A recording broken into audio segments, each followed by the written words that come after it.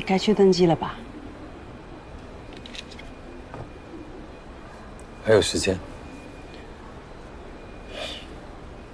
你怎么还带他去香港？现在大家都撕破脸，把他留在公司，他会被人欺负的。罗冰冰会去做协调人心的工作。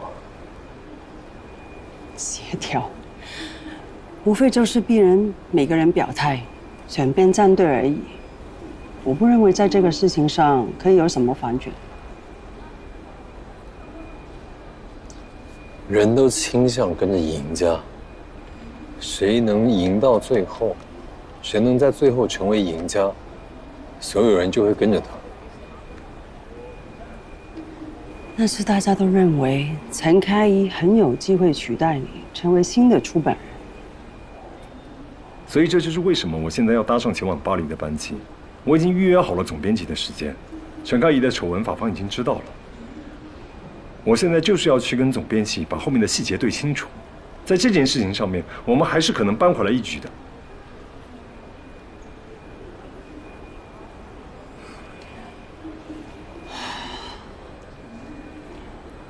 我还有3个小时才登机，我想休息一下。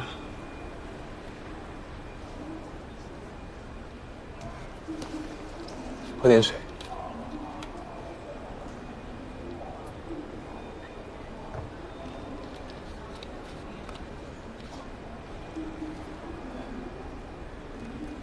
你觉得这次去香港成功的几率有多大？我跟我爸和我哥已经谈过收购的事情，他们会帮我联系最能直接帮我的朋友，我也会去见几个投机界的前辈。在这个事情上，最基本的认识还是没问题的。你父亲有说什么吗？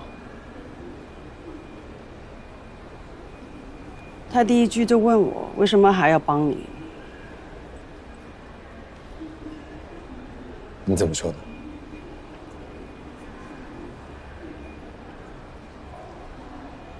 我说我已经失去了婚姻，我不能再失去其他的。你也知道我爸，他挺要面子的。我这么说，他没有再问。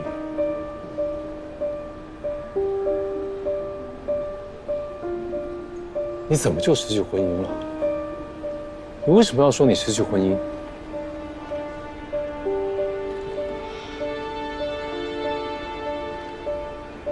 我真的累了，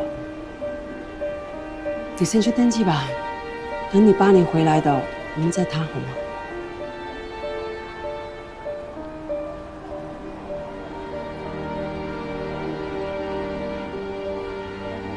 谢谢。无论如何，谢谢。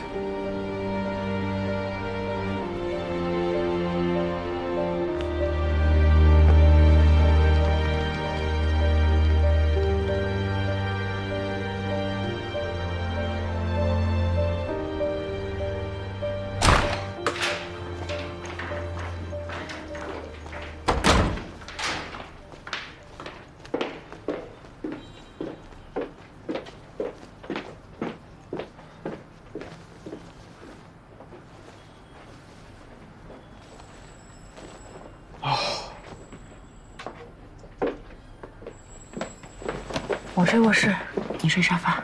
那我们干嘛不开2个房间呢？要是被人知道或者被记者看到怎么办？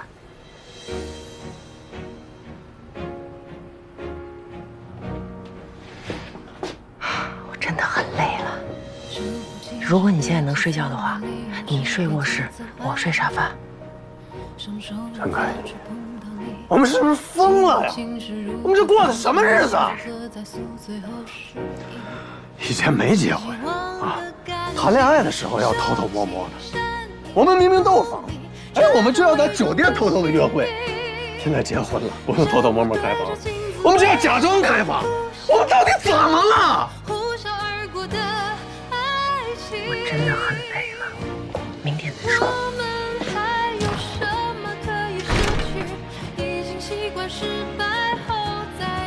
现在知道我为什么要跟薇薇安在一起了吗？啊，我跟她在一起，不管是爱还是不爱，分开还是在一起，我们至少都是真的。啊，她从来不会跟我说，哎呀，我累了，我们明天再说吧。只要我在，我永远是第一位。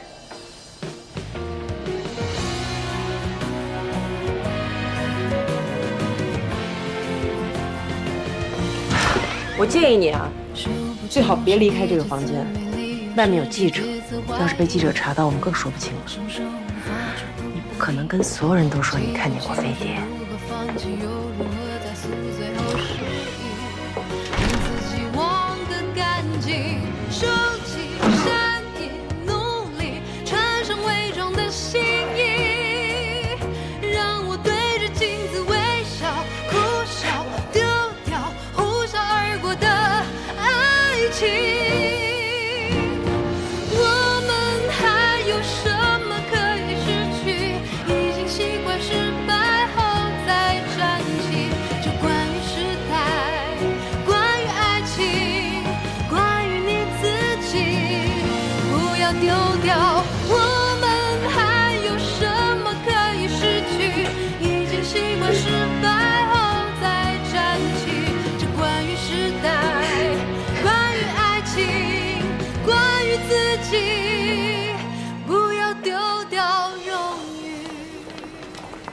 你呢？5分钟后来我办公室。3件事。如果这段时间给大家初入大厦带来什么麻烦，我向所有人道歉，但是绝不能影响工作。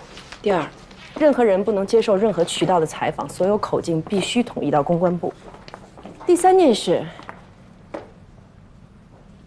我结婚了。喜糖等一下让李娜发给大家，不办婚宴。不办派对，不收任何礼物。下月刊所有选题，今天之内我必须看到。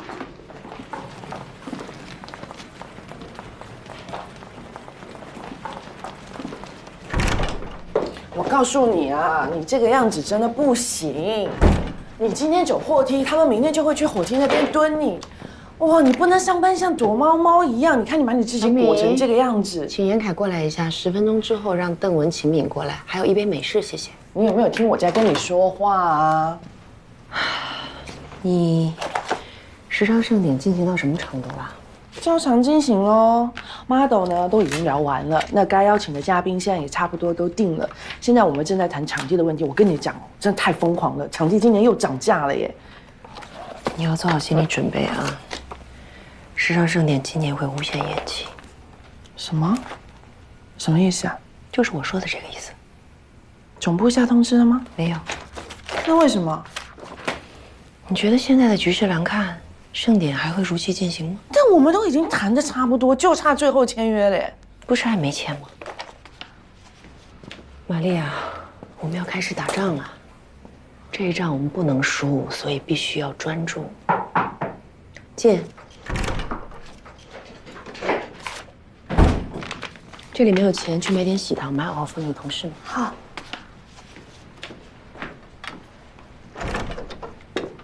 燕涛，你也去忙吧。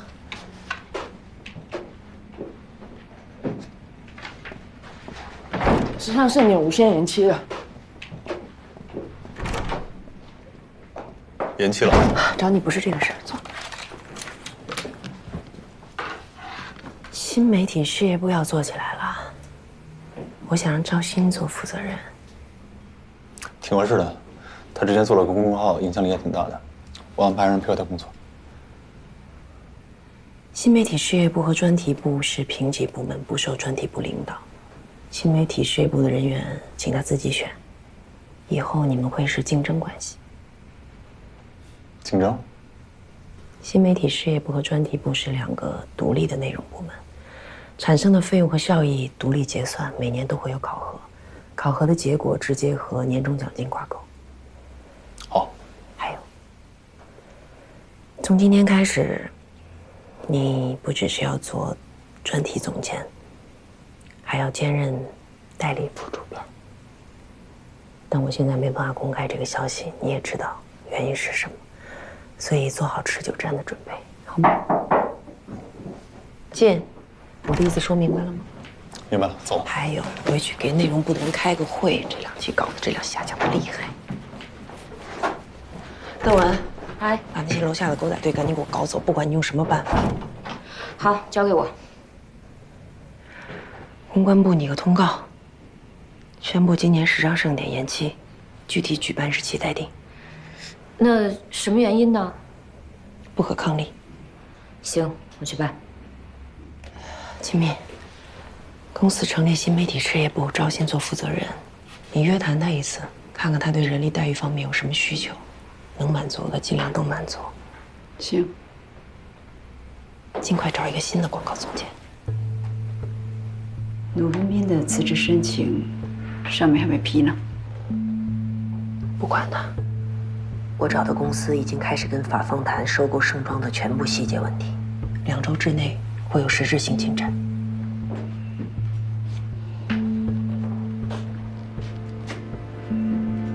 听说萧红觉去香港了，向霆锋应该是去巴黎。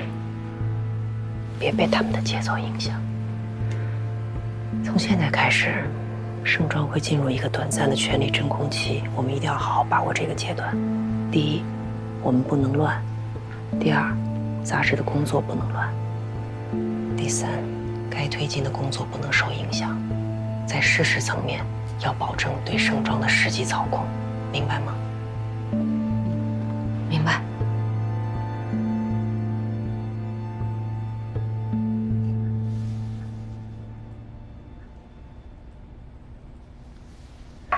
哎呀，怎么样？我说的很明白了吧？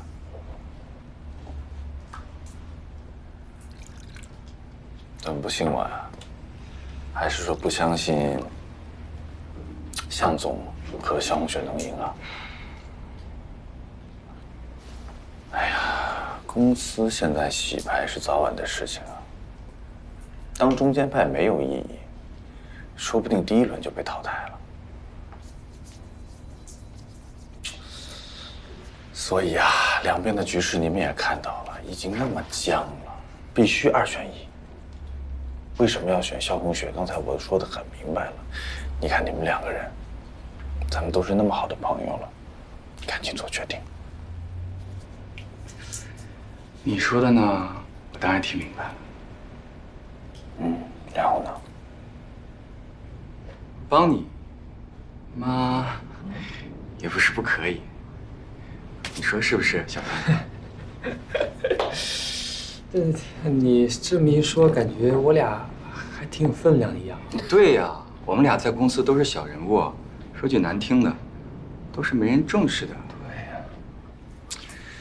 你们现在来一手谦虚牌，还是精得很呐。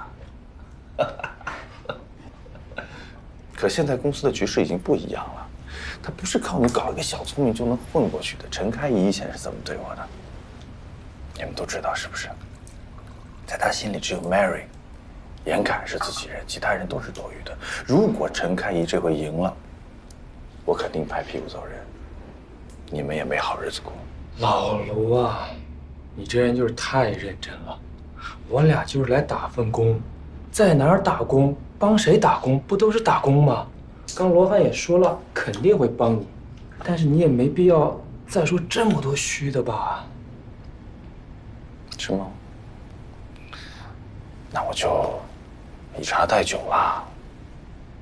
哎，对，我刚说的意思是，大家都心知肚明啊。至于回到公司了呢，该做什么，该说什么，你应该理解的吧？当然都能理解了，我们是兄弟，是不是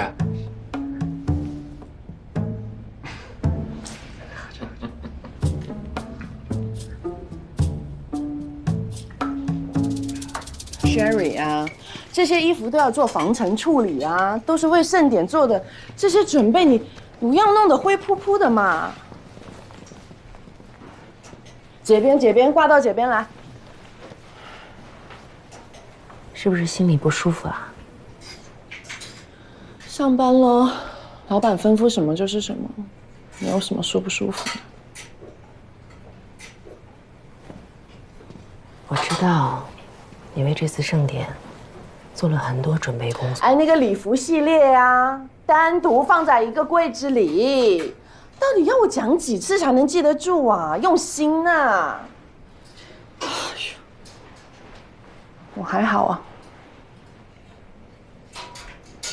再忍耐一下，熬过这一关，我们一定能做出最好的盛典。红某守卫啊，你不用太担心我了。好，有什么不舒服，随时跟我说。嗯。你要出去啊？对啊，见一下品牌负责人，解释一下盛典延期的事情。那边货梯也不要找了，那边现在也有人开始蹲了。放心。嗯。Sherry 啊，这边全部都撕掉啊！到底要我讲几遍？撕掉，撕掉，全部撕掉，全散，全部撕掉。哎呀呀呀！都喝一下午茶，嘴都喝肿了，还喝？到了，赶紧。对不起。老大，刚才不是聊得挺好的吗？好什么呀？那两个人呢？回去还得砌墙，你信不信？砌墙？不懂什么意思啊？啊？就是他们回到公司啊，该说什么还是说什么，该做什么还是做什么，该拍陈开一马屁还是会拍的。真是关键时候见人心呐！哎，静静，还约了谁？公关部的副总监、财务部杜霞的助理，还有美术组组长，但是他们都说来不了。来不了？你说个屁呀！还有哪些能见的？暂时没了。没了？真没了。哎呀！势单力薄呀，老大，我听说什么呀？我听说，人力那边好像在市场上找广告总监的人选，就可能是要把您。说什么呢？搞我？想搞我是不是？搞我？丧心病狂了，丧心病狂，太可怕了。哎呀，没事啊。他们不来见我们，我们就去见他们。晶晶，我今天教你一个做人的道理啊。老大，你说。人生啊，大部分都是输多赢少。输叫小输，赢叫大赢。只要坚持往前走，就不会有绝路。老大，你之前说过，前途无量啊，前途无量。什么时候说过？别问了，你不懂。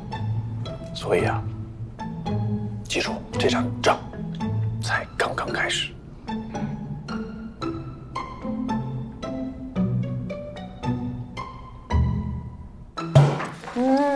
好吃哎！老板，你怎么这么好？凡是试菜这种事儿，你都会过来找我。呀，这是必须的吧？嗯。哎，这道菜啊有个名儿，叫月上六烧。这是牛排，起这么邪乎的名字干什么呀？哎呀，你这里边学问大了。月上六烧头，人月花魂后。知道什么意思吗？哎，对了，跟你住一个屋的这个同事，你们现在处的怎么样啊？挺好的呀，他去香港出差了。哦，哎也是哈，你说白天你俩在单位低头不见抬头见的，是吧？晚上回屋里还是低头不见抬头见，这个关系不太好处哈。啊，咱接着说菜啊。你看这个盐啊，像不像月亮？是吧？你再看这个植物，就是柳树枝儿，是吧？老板，有什么话你就直说吧，你见我真的害怕。好，咱言归正传啊。你呢，年龄不小了吧？来这个城市，年头也不短了吧？是不该成个家了？咱是不该有个温暖的窝了？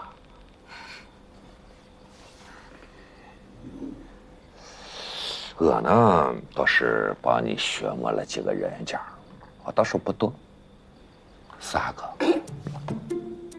哟，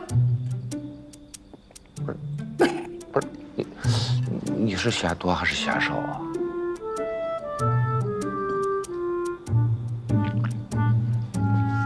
老板，我知道你是为了我好。可是我现在吧，工作真的特别忙，而且我岁数也不大呀。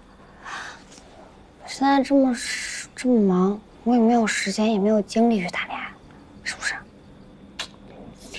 你看你这个孩子，还别话说完了，你听好了啊，这几个人家啊都靠谱，哎，北京坐地户，事业编，关键是又有房又有车。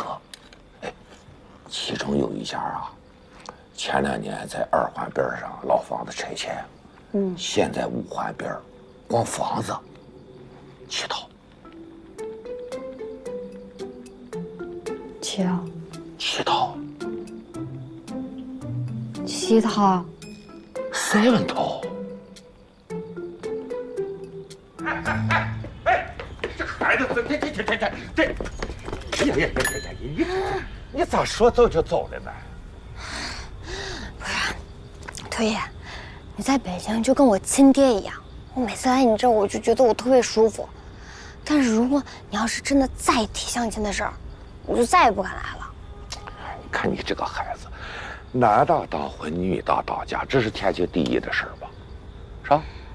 你说你一个人在这打拼，他拼到什么时候了？啊？越拼越老嘞。你看哈，你找个北京的坐地户，是吧？将来遇到什困难了，遇到什事儿了，这不也好解决吗？我知道你对我都是好意，可是你看我现在也有工作了，我也升职了，我也加薪了，我还有好朋友，我没有精力去谈恋爱啊。那你去可以接触接触吗？是吧？不是有那么句老话吗？人吃五谷杂粮，活的就是个冬暖夏凉。哎呀，我就发现你们这些年轻人哈，怎么对事都冷淡了啊？我告诉你吧，冷着淡着你就老了，老姑娘了，嫁不出去了，老光棍了，那个时候没人理你了。哎，不做就不会死，你以为你这样很牛掰呀，很时尚？告诉你吧，过不了2年，你就是个黄脸婆，灰头土脸。人才啊，原来你是人才啊！太厉害了，你太棒了！来，反了！我知道。哎呀，你这个孩子呀，别总想着外表的光鲜亮丽呀，你得想想人间冷暖。人才，人才，哼，金句啊！哎呀，哎，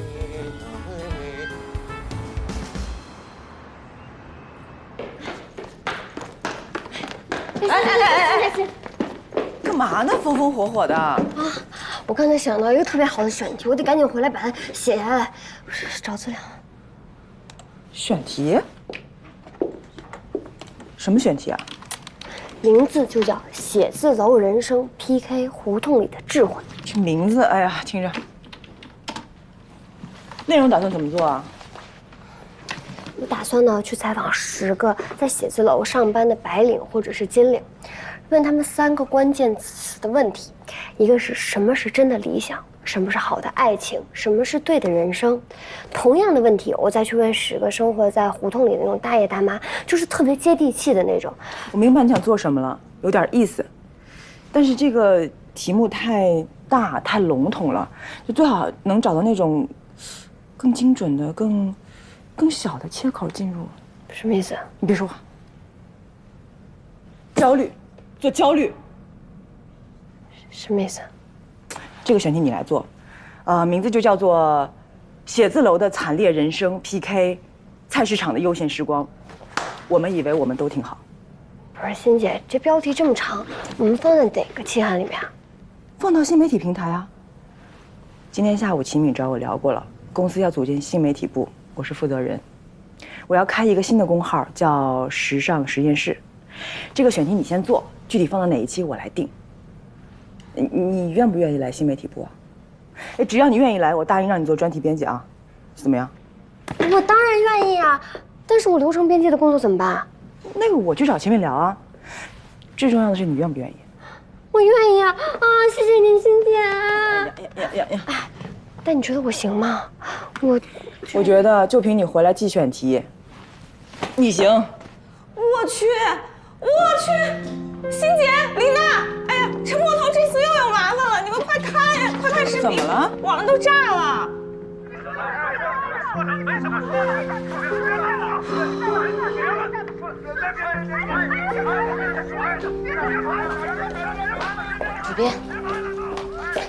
主编，律师已经在来的路上，他们已经研究了视频的内容，并且呢找到了那个被打的人。然后呢？比较麻烦。怎么麻烦了？被打的那个人是属于狗仔团队的，不接受私了和调解。而且律师说他们的人特别懂，为了防止我们反告他们勒索，所以没有提出任何和解条件。没有别的办法了？其实私下里我跟他们这个团队是打过交道的，他们都有约定俗成的报价。多少？封口费200万，还不包括被打人的医药费和安慰金。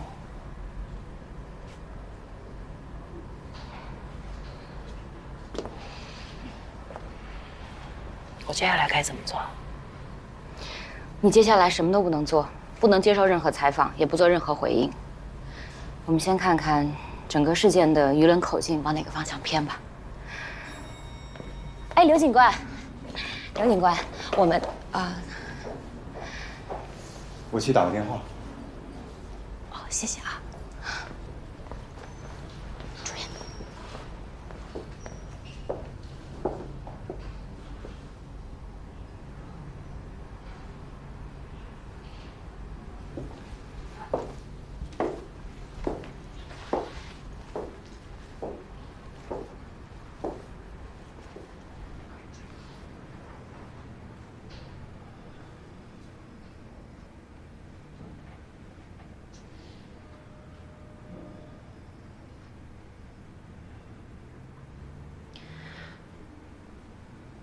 疼不疼？律师很快就到了，现在情况比较棘手，不是很容易处理。我刚才咨询过邓文了，我现在不能站出来替你说话，请你见谅。不过你放心。等到合适的时机，我一定会。我没工作了。什么？公司派人查了我的账，有些问题没办法说清楚。领导让我自己辞职走人，免得大家都不好看。唉，完了，我什么都没有了。不至于。一份工作而已。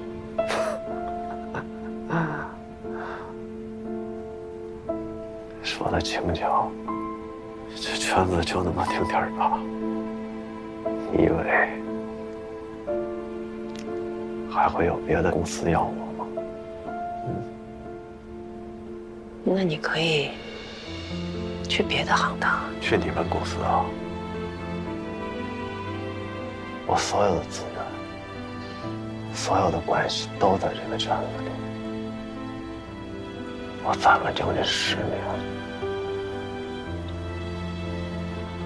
没了，全都没了。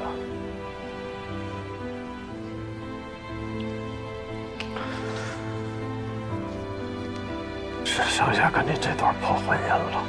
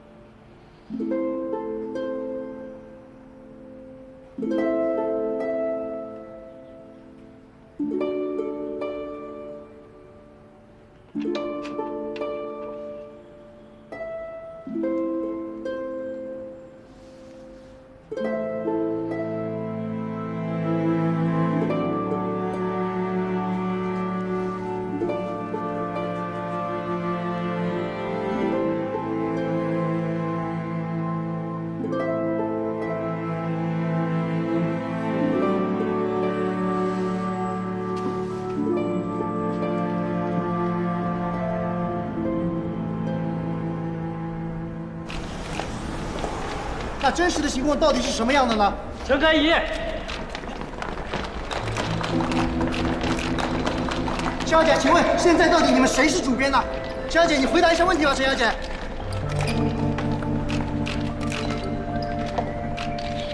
你刚刚问的是什么？两位到底现在谁是真正的主编？我们也在等待总部最后的定论。所以你并不承认萧红雪是主编，对吗？萧红雪是不是主编都不大需要我的承认。还是需要的，不然外界会对我们有所误会。外界对我们其实更多的是关心。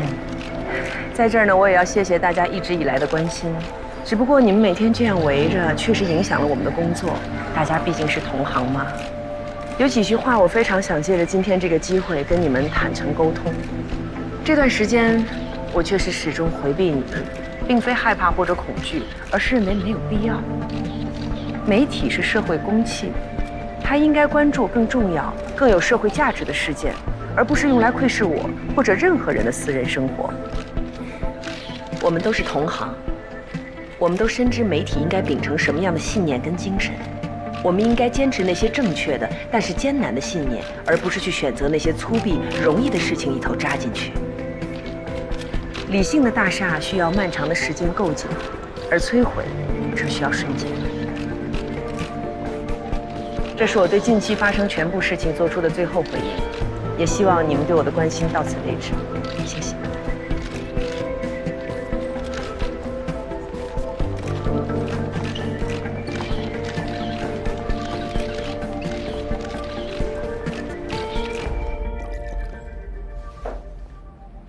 谢谢。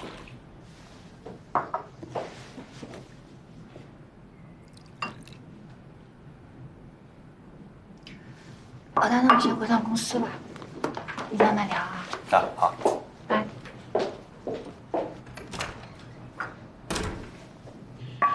哎呀，其实晶晶在这儿也可以，自己人。听说你最近很勤快啊，把全公司的人都拉拢了一遍。你的普通话进步真是飞速，拉拢这个词儿我都没有想到啊。过奖，我和开怡的关系你是知道的哦。我知道。说实话，我从来没有想过会跟你站在一条阵线上。听说你们时尚盛典的事情弄得不是很开心啊？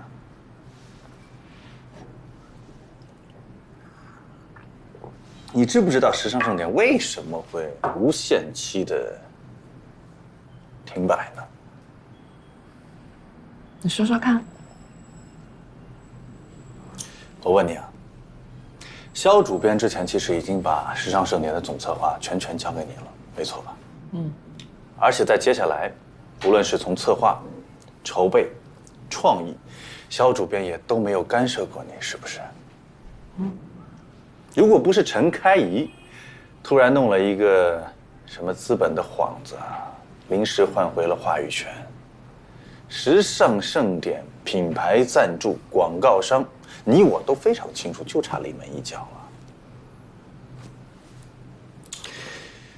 但是陈开怡弄了一个什么不可抗力？什么是不可抗力啊？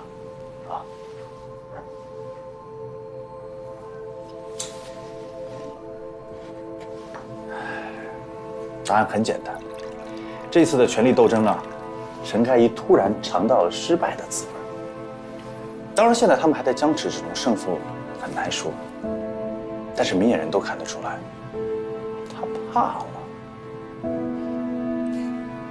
每年的时尚盛典啊，都是陈开怡彰显他权力他最高光的时候。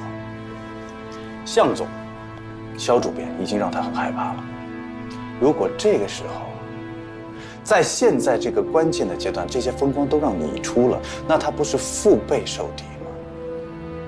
所以，我认为啊，当然是我认为，他可能会拼了命的，把你能往上爬的台阶一层一层的全部都撤掉。卢总监啊，你每天想这么多事情，晚上会不会睡不着啊？我看到你一手辛辛苦苦弄起来的时尚盛典被人家撤掉，我也难受。你睡得着吗？你就直说吧，你到底想要我怎么样？